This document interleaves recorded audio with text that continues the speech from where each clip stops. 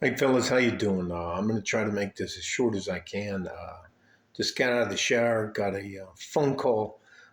Just ended up calling one of my friends back.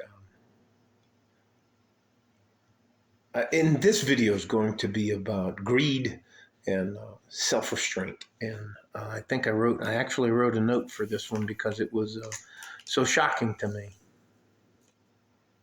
Yeah, greed, self-restraint, and self-control. Um, One of the people that was living the country club lifestyle, and that's a lifestyle. Jesus, I can't believe I'm still red, man. Anyway, at jiu-jitsu practice today, I got, I got mushed. Anyways, all that to say this. So, anyways, there's a message, and it's Frank. You need to call me back when you get a chance. This is important. All right. Evidently, one of the guys that we deal with has been arrested. Now, I don't know how my friend found out, but listen, if you don't believe that there are a lot of different ways and people, listen, if you believe in justice, truth, and the American way, and that there's no such thing as cronyism and nepotism and all that kind of stuff, uh, my type of information might not be for you because of the way I look at the world. And I look at the world through, I try to be as honest, realistic with people as I can. Now, this guy, I'll give you some background and then I'll tell you what happened to him. This guy has what do they call that? He hires, I can't remember the name of it right now to save my life, but what he does is he hires, I use my hands. He hires the guys that own the truck, or it's called a tractor. And has to do with logistics shipping. He started off a long time ago in, I can't remember what part of Southern California what he was, but he became one of the first people to get a subcontract with Amazon Prime. All right. And what he would do is he scraped enough money together over there in California. I'll put my hands down. And he was, fuck it. And what he did over there was he bought a parking lot. Now it wasn't a big parking lot, and it could put 20 trailers in it. It had a space to do like tire repair, minor repairs, nothing that, not replacing engines or anything like that, but just minor mechanical work and all that kind of stuff. And he became wildly successful. So he ended up coming over here. It's cheaper over here. The politics over here are a little bit, it's just way different than California. So he opened up, yes, 3 of these places on here in El Paso, Texas, on the west side, the south central side, and the east side of El Paso. And owner operators are the guys that have the truck or the tractor that pulls the trailer. Now he has the trailers, the lot, a place for them to shower, and so it's like a kind of a mini truck stop where the guys can pull in, park their car. They know their car's going to be safe. They get out. They can leave their truck there. Peterbilts, Whites, Volvos, Kenworth, all that kind of stuff. And then when they're ready and they do their PMCS, preventative maintenance checks and services to their vehicle, and it's good to go, they can go up to the dispatch office, get a load, and they can move that load to wherever it needs to go. So he has the lot, places for them to shower, leave their cars, and that kind of stuff, and he charges them for it. So he makes tons of fucking money. Well, he's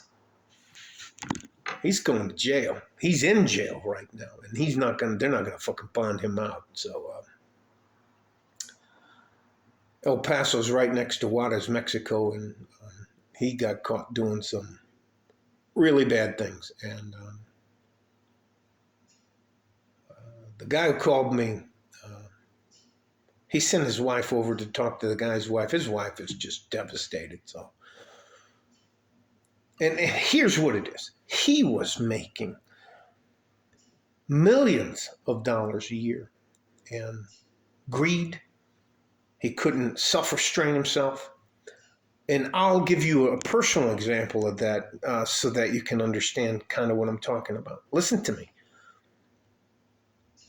You cannot outsmart the federal police.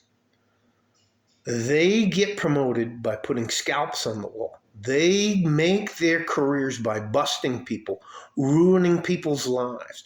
You don't ever hear about the FBI, the ATF, the DEA, and all of those guys going out and holding up, standing next to a citizen. Hey, we found a really great guy here. No, they're fucking gangs, biker gangs, drug dealers, manufacturers, and guys who ship that shit like logistic companies. So anyways, let's just fucking move on. If now I'm going to tell you something, this is a cautionary tale. If you get to the point where you're good, you have more money than bills, the month's not as long as it is when you're eating ramen and you're like, I'm going to have to get another job, man. And you can make things work, and you start building. You're building your business and you're doing your stuff and you're getting ahead in life. You're just starting to get going. You can get a little bit carried away with yourself. Now, I'm going to tell on myself right now, and I don't fucking do that. Let me tell you something. This is a fucking big deal for me to tell on myself. The reason I stay at home and drink is because I like to fight. And me being out in public and drinking and fighting. The last time I went to jail was I was a bit inebriated in public, and a guy tried to embarrass me in front of my wife, and he got knocked the fuck out. So anyways, what do they call it? FAFO? Yeah, FAFO. Anyway, is what it is. So I stay home now when I drink, and I had to look myself. All right. When you become successful, I hope you practice this. And now it may not work for you, but it works for me. I look at myself and I talk to myself in the mirror, and I'm like, hey man, are we doing everything we're supposed to do to remain successful or to get successful? Am I addressing the gaps in my armor? Am I being honest with myself about the things I like to do that aren't healthy for me? Drinking, going out in public. Look, you don't get a nose like this. And I had my ears stuck. So anyway, I got some dents in. You should have seen my wife the first time she ran her fingers through my hair. She was like, you have some dents in your head. Anyways. All that to say this. Greed and not having the ability to self-restrain yourself will cost you everything.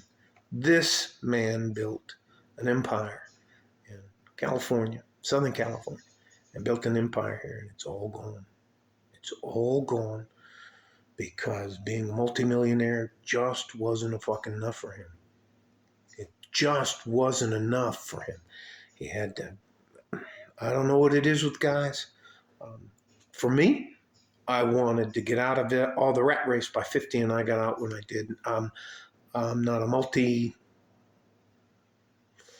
I'm well off. Anyways, this isn't about me. Listen, I hope you take this advice, and I won't do any more of this the rest of the night, and I'll probably take tomorrow off.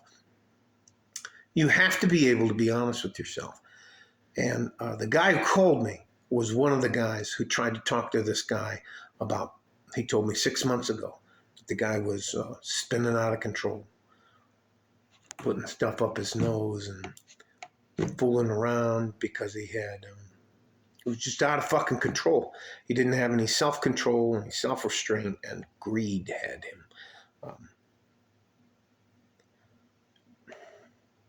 I want you to be successful, but you have to have goals. And when you get to those goals, you need to reset your goals. But at some point in time, man, you have to say, I've made it.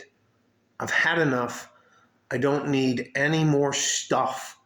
You can only sleep in one bed, drive one car at a time, hump one girl at a time. It just, at some point in time, you have to stop. Greed will destroy your life. All right? It's why it's one of the 7 deadly sins. Stay safe and healthy. Take care of each other if you can. And I don't want to hear from anybody here in El Paso anymore tonight.